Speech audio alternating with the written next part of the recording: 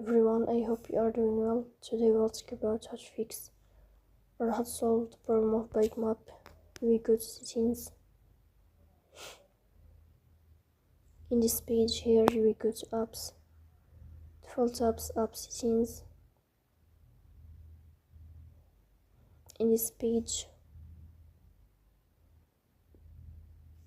you will go to this sign here and you search about BikeMap. Then we click on first stop and you will click OK. Here you will enter to storage. Then we click on clear cache.